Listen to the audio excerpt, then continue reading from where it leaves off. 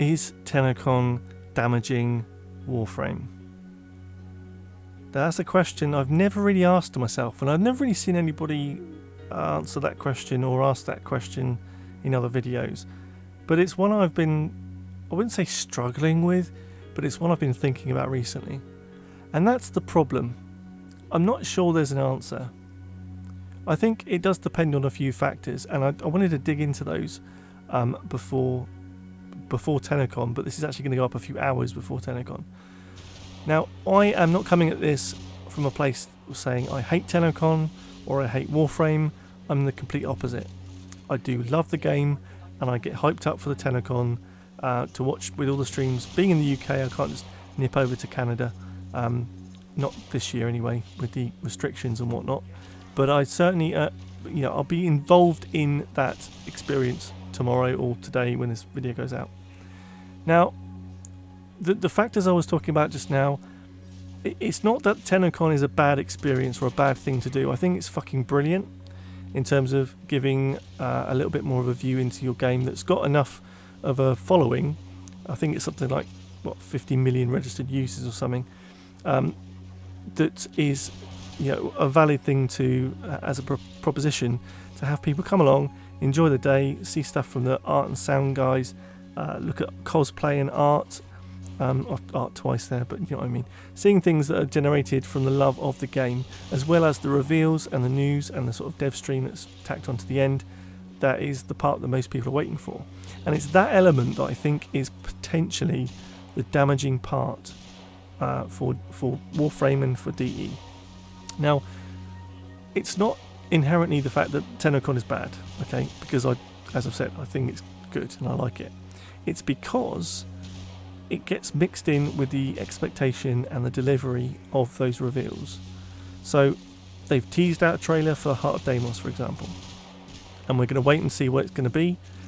And then when it comes out, the chances, and it's just purely based on recent track record, the chances are that it won't be that impressive.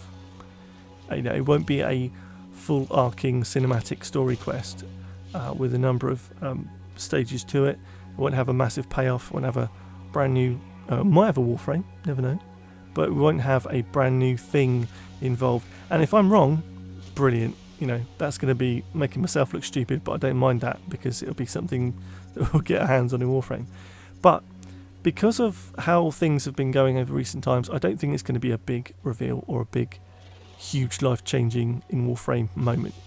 But what I do think is going to happen is that people will be expecting that. Look at previous years when we had the surprise, or if you go back a couple of years ago when Plains of Eidolon came out, and it was a case of, you can go play it now, and it's open world, and you can go around and do things in this big open world. People lost their shit. You look back at the reactions to it. People mouth agape and just going crazy over the fact that they've got an open world. And then when Fortuna landed, we had that song. I mean, okay, I've just got to remind you what that song is. And we all left, and we're all adrift together.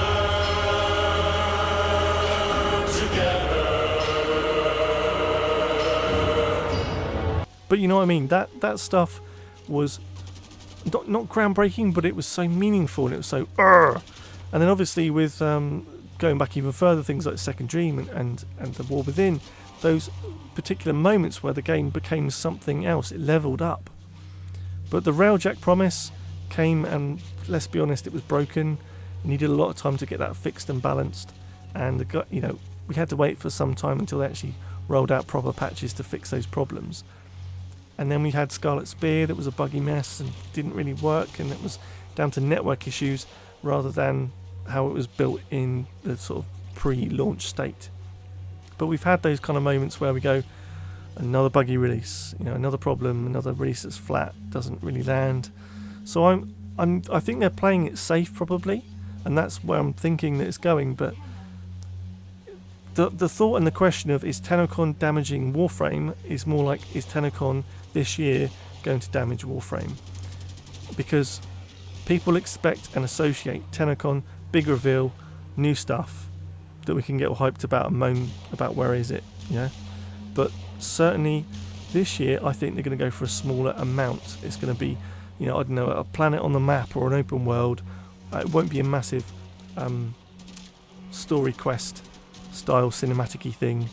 It may be, but I don't think it will be. And if it becomes something like that, then the expectation is already too high based on previous years.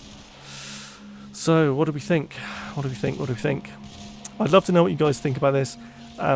It's an interesting thought about something so good and wholesome as Tennocon actually being something that damages the game it's trying to celebrate. It's an interesting concept, and at the heart of my soul, I don't believe it does damage Warframe, but I think the positioning of how things have gone over recent months with the last few releases, the way that people expect big reveals at Tennocon, and they have been made to expect that.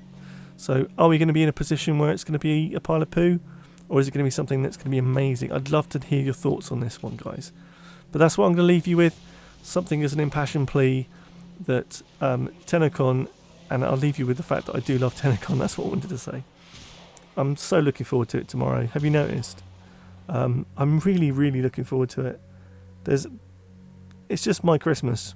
It's my time to kind of celebrate something I love. So I'm looking forward to it. Hope you are too.